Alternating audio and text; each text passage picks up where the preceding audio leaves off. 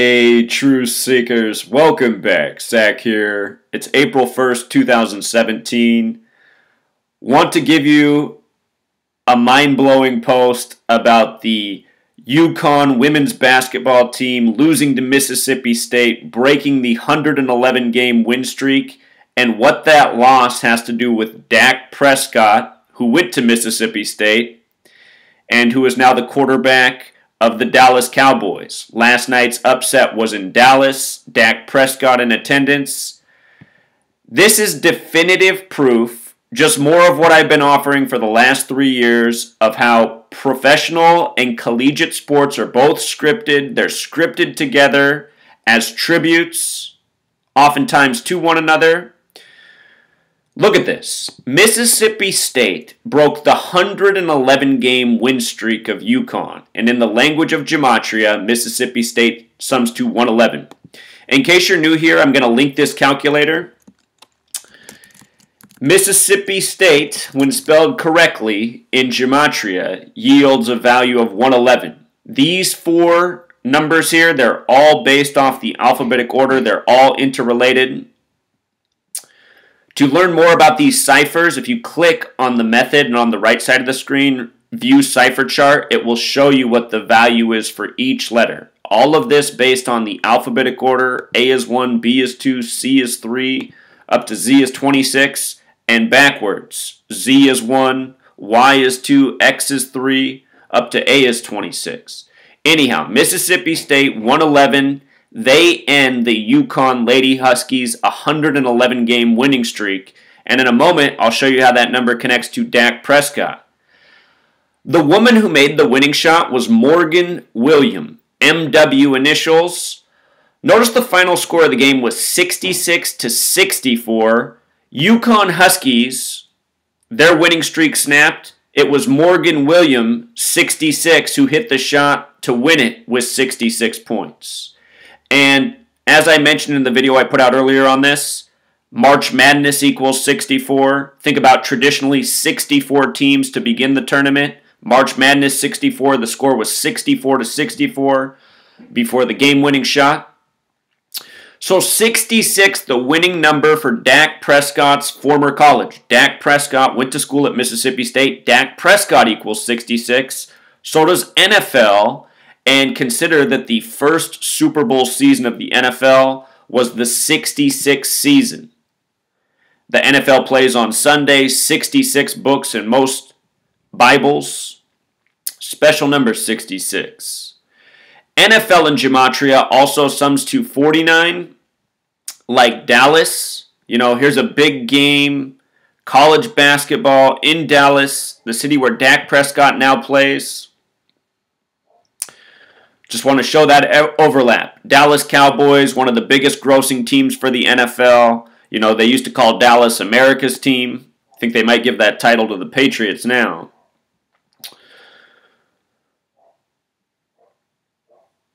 I want to thank Cash Brown. It was Cash Brown who tipped me off to the point about Morgan Williams scoring the 66th point. You know, that's what I always say. I put out these videos, you use the knowledge, and fill in all the pieces I missed. And it turned out there was a whole lot more to this. So 111 was the big number. I just want to come down here real quick, and I want to show you that Dak Prescott's full name is Rain Dakota Prescott with 2 T's, and that name in gematria sums to 111 in reverse reduction, the exact same as Mississippi State. This man played at Mississippi State. Now this big 111 tribute. As I've been saying, these professional athletes, these collegiate athletes, a lot of them are Manchurian athletes, meaning they were born and bred to be. They were even named accordingly.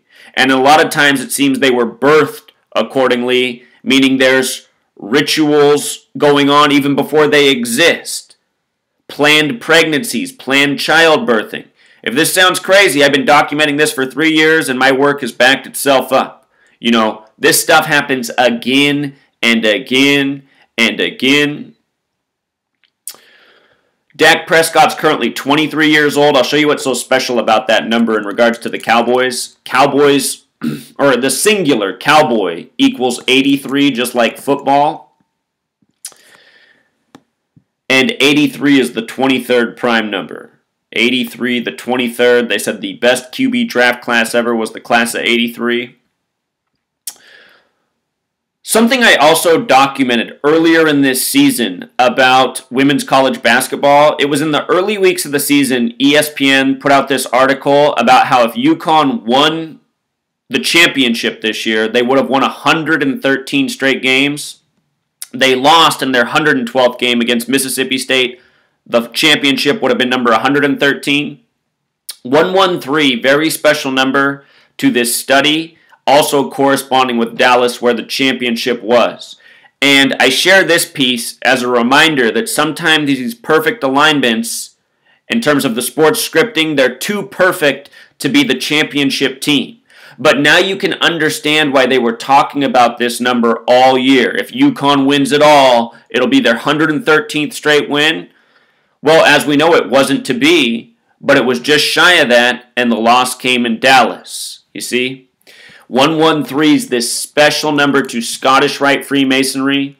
That is who's responsible for this numerical encoding and rigging of sports. Scottish 113, like mainstream, like dishonest. You know, think about how the green screen can be used to deceive you. Think about who the master of the green screen is. George Lucas. See his movie THX 1138, 113. Anyway, dishonest 113, bullshit 113, fiction 113. These sports games, they're not exactly fiction, but in a way, they're definitely dishonest. But they're all scripted, much like a novel or a theater performance. They're acting out a fake athletic competition. And this is what's going on at your professional and your collegiate levels. I don't think at the collegiate level, everyone on the sports team's in on it. I think at the professional level, they definitely all are. Couple more notes on this woman who hit the game winner, Morgan William. We talked about her 66 name gematria, making the 66th point. Morgan William also sums to 147, this super important number to Freemasonry.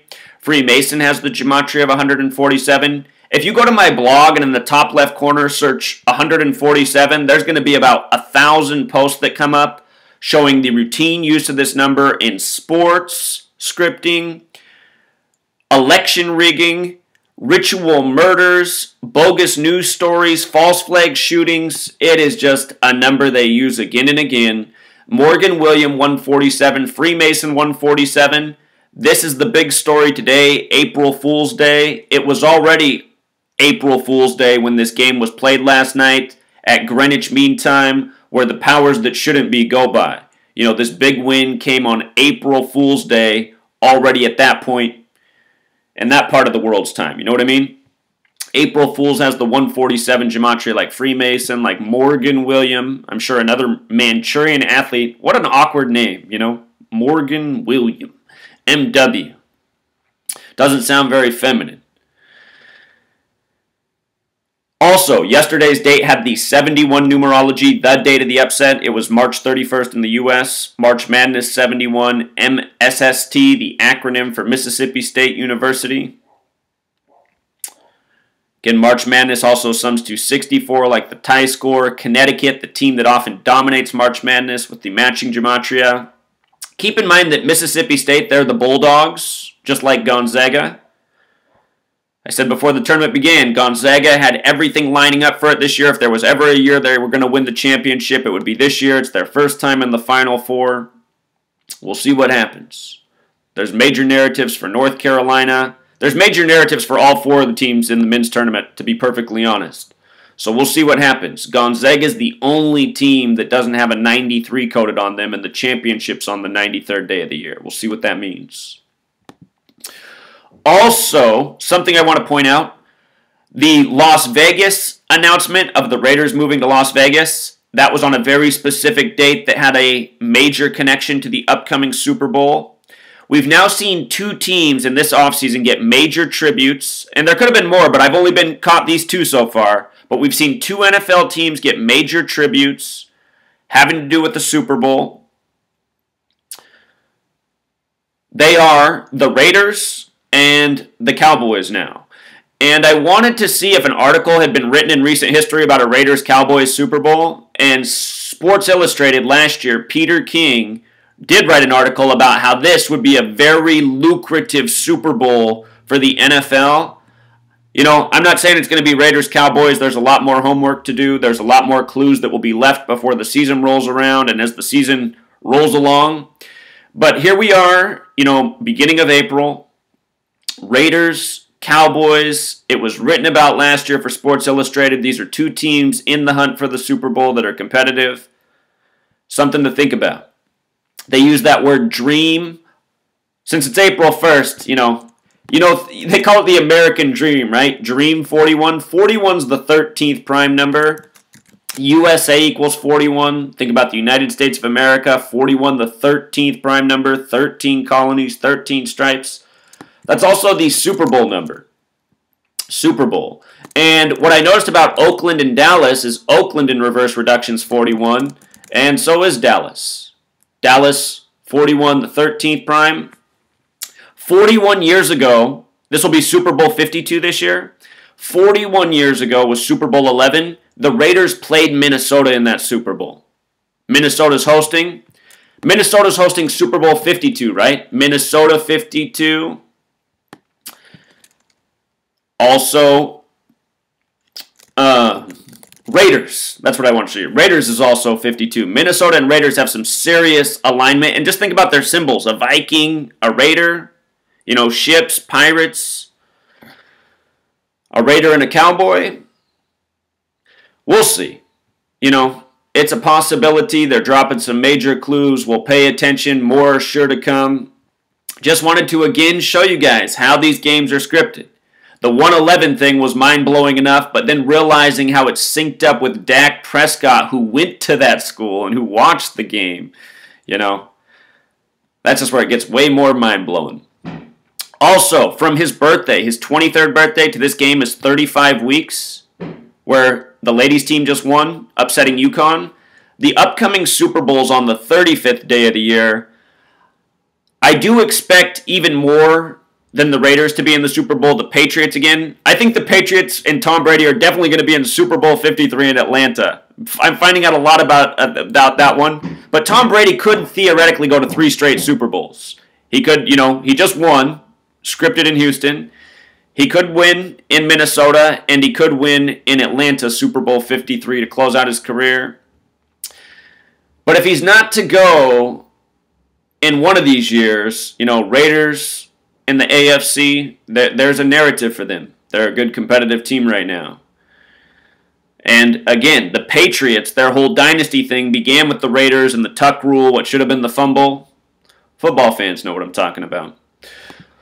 So that's the news for now. Going to do one more video today, then I got to write the rest of the day away. The next video, a special on April Fool's Day. I want people to know about the Freemasons and April Fools and what this is really all about. You know, there's an elite, a world elite playing the world for fools every single day, not just April Fool's Day. April Fool's Day is just a reminder. You know, rigged sports, major part of playing the world for fools. Think about how many millions of people watch sports around the world, probably billions, and don't even know that they're rigged, when it couldn't be any more clear. Until next time.